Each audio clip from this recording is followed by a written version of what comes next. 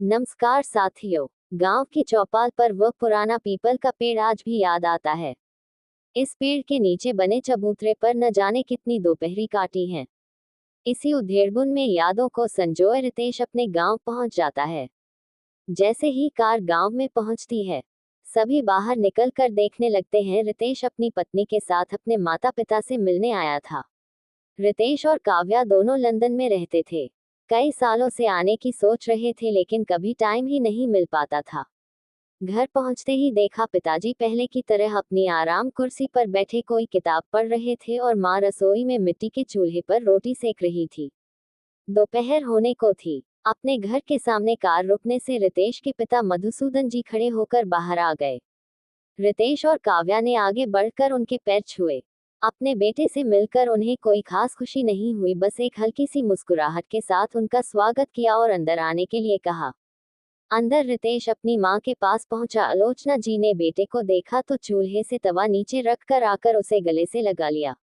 दोनों ने माँ के पैर छुए। आलोचना जी ने कहा, कितना कमजोर हो गया है, विदेश में कुछ खाने को नहीं मिलता है क्या? ये सुनकर रितेश हंसने लगा। बस करो माँ, हर बार तुम यही कहती हो। वहाँ ये तेल घी नहीं खाया जाता, मसाले भी बहुत कम डाले जाते हैं। काव्या बोली, तभी तो हम माँ के हाथ का खाना खाने आए हैं। ये सुनकर रितेश बोला, देखा माँ, यह इसलिए बोल रही है कि कोई काम न करना पड़े। चल हट, मेरी बहू से मैं काम करवाऊंगी क्या? इतने सालों बाद तो तुम लोग आए हो। ये कहकर आलोचना जी हंसने लगी। अगले दिन सुबह रितेश चौपाल पर पहुंच गया। वहां पहले ही की तरह मेला लगा हुआ था। कुछ छोटे बच्चे उस चबूतरे पर खेल रहे थे। गांव के कई बुजुर्ग बैठकर बातें कर रहे थे। उनमें से कुछ हुक्का पी रहे थे। लंदन के मुकाबले यहाँ का माहौल एकदम अलग था। कितना सुकून था, कोई चिंता नहीं थी, सब एक दूसरे से हंस हंस कर बातें कर रहे थे। कमी थी तो एक चीज की, नौजवान कहीं नजर नहीं आ रहे थे। रितेश आगे बढ़ा तो एक बुजुर्ग ने उसे पहचान लिया। बेटा, रितेश कब आया विदेश से? चाचा कल ही आया था। आप लोगों से मिलकर बहुत अच्छा लगा, कहते हुए रितेश उनके पास जाकर बैठ गया। चाचा, मेरे साथ के कोई भी नजर नहीं आ रहे। तब एक बुजुर्ग ने कहा, बेटा, तेरी तरह सब शहर की आंधी में उड़ गए। इस गांव में अब बूढ़े ही बचे हैं। बच्चे हैं, उनके भी पिता शहर जा चुके हैं, केवल त्योहारों पर ही आते हैं। ये सुनकर रितेश थोड़ा झेप गया।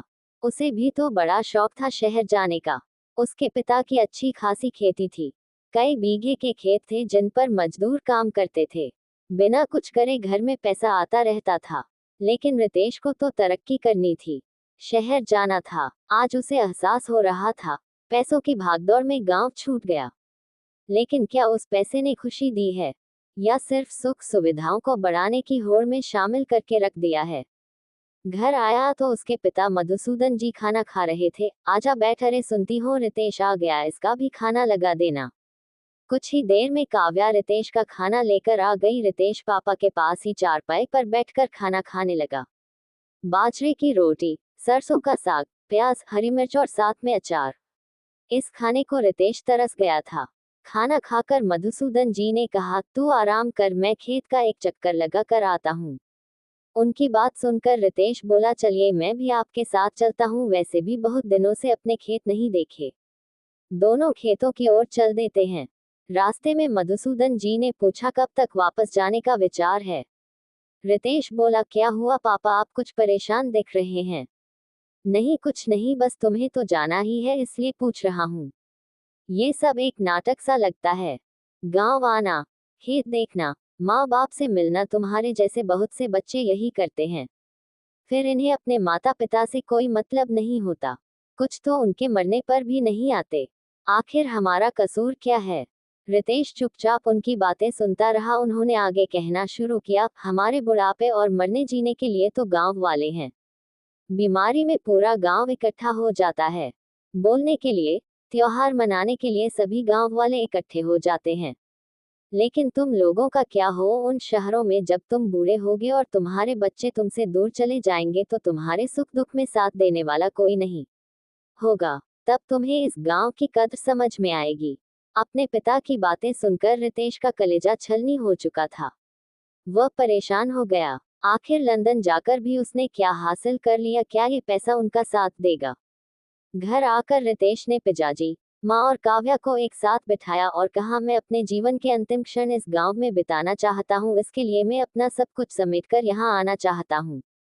काव्या ने कहा, ये कैसे हो सकता है, यहाँ रखा ही क्या है। रितेश बोला, कुछ भी हो काव्या, वहाँ हमारा अपना कोई नहीं है, यहाँ सब अपने हैं। बुढ़ापे में पैसे से ज्यादा अपनों के साथ की जरूरत पड़ेगी। मैंने फैसला कर लिया है कि मैं घर वापस आऊंगा और अपने साथियों को भी लाने की कोशिश करूंगा।